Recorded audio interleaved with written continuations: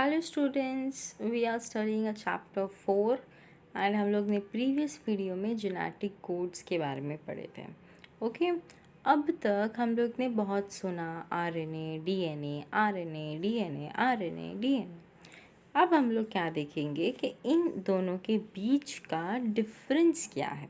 Okay, RNA transcription में और DNA replication में इन दोनों में डिफरेंस क्या है। हमने ट्रांसक्रिप्शन अभी तक कंप्लीट किया, अभी हम लोग आगे जाके ट्रांसलेशन करेंगे। पहले हम लोग हमारा ट्रांसक्रिप्शन कंप्लीट करते हैं। ओके, तो डीएनए और आरएनए में डिफरेंस क्या है, डीएनए रेप्लिकेशन में और आरएनए ट्रांसक्रिप्शन में। ओके, तो फर्स्ट इज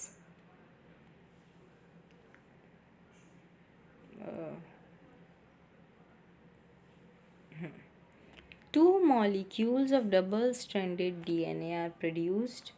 यहाँ पे क्या होता है, one molecule of single stranded DNA is produced। फिर adenine on one strand binds to thymine on the new DNA strand which is being created। यहाँ पे adenine on DNA binds to uracil on a new RNA strand being created। Clear हो गए ये दो points. Then entire chromosome is replicated. DNA में क्या होता है, पूरा क्रोमोसोम रेप्लिकेट होता है। और आरएनए ट्रांसक्रिप्शन में क्या होता है, only a small portion of DNA molecule is transcripted to RNA and this varies based on the cell's need at the time. Clear. Then enzyme DNA polymerase, यहाँ पे कौन सा एंजाइम आता है, डीएनए पॉलीमरेज, यहाँ पे आरएनए पॉलीमरेज। फिर ये डीएनए भी ओपन होता है इन द न्यूक्लियस और आरएनए भी ओपन होता है इन द न्यूक्लियस। तो अब हम लोग हमारे मेन टॉपिक पे आते हैं। हमारा मेन टॉपिक कौन सा था, आज का टॉपिक क्या था हमारा,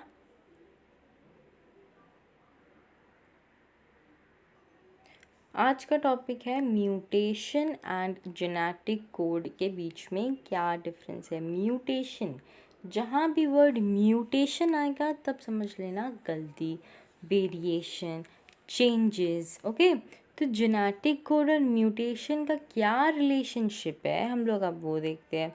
तो म्यूटेशन क्या है, it is a phenomena in which sudden change in the DNA sequence takes place. ये तो हम सबको पता है कि म्यूटेशन नहीं होगा तो चेंजेस ही नहीं होंगे। तो म्यूटेशन ही वो फिनोमिना है जिसके वजह से sudden changes in the DNA sequence takes place. Okay, it result in the change of genotype. Geno मतलब जीन वाला टाइप को चेंज करता है, that is character.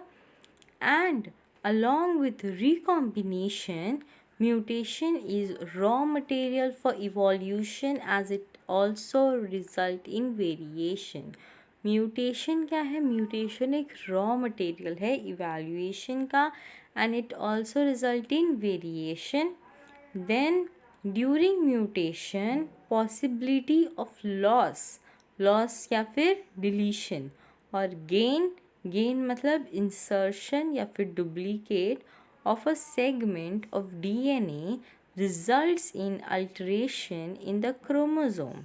Clear students, mutation can also occur due to change in a single pair base of DNA. कैसे occur होता है, mutation can also occur due to change in the single pair base of DNA. It is also known as point mutation. For example, sickle cell anemia. Clear? Deletion or insertion of base pair of DNA causes frame. Deletion हो रहा है या फिर insertion हो रहा है base pair of DNA का, तो उसे बोलते हैं फ्रेम। शिफ्ट म्यूटेशन और डिलीशन, शिफ्ट म्यूटेशन या फिर डिलीशन ऑफ म्यूटेशन, इंसर्शन और डिलीशन ऑफ वन और two base changes the reading from reading frame from the point of insertion or deletion. Clear students? Deletion और insertion क्या है? वो base pair है of DNA का, जो कि कॉज करता है फ्रेम या फिर शिफ्ट म्यूटेशन। कहाँ से हो रहा है? डिलीशन हो रहा है या फिर इंसर्शन हो रहा है, जिसके वजह से हो रहा है हमारा म्यूटेशन।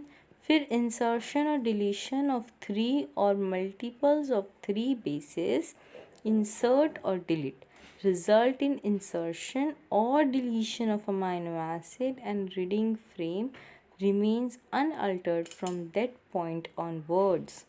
Insertion or deletion 3 या फिर multiple of 3 bases results in insertion or deletion of amino acid, and reading frame remains unaltered from that point onwards. अब समझा कि म्यूटेशन होना कितना ज़रूरी है, और म्यूटेशन नहीं होगा तो वेरिएशंस नहीं होंगे। और म्यूटेशन में क्या क्या होता है? म्यूटेशन में डिलीशन होता है, जिसको क्या बोलते हैं? शिफ्ट म्यूटेशन, या फिर इंसर्शन होता है। किसका? बेसिस का, बेस चेंज होता है। तो ये हो गया अपना म्यूटेशन के बारे में सब कुछ। Then so tRNA is the transverse RNA, the adapter molecule. It is also called as adapter molecule. Scientists considered that there has to be a mechanism in which tRNA will read the codon. According to scientists, they have researched that there is something in the tRNA, that is transverse RNA, जो हमारे body में है, वो read करता है। It will read the codon, and also simultaneously it also helps in binding with the amino acid, as amino acid does not have any special capacity to read the codon. So tRNA is considered as an adapter molecule. tRNA is considered as an adapter molecule, and this role of tRNA was understood much later. Earlier it wasn't understood, it was understood much later. Then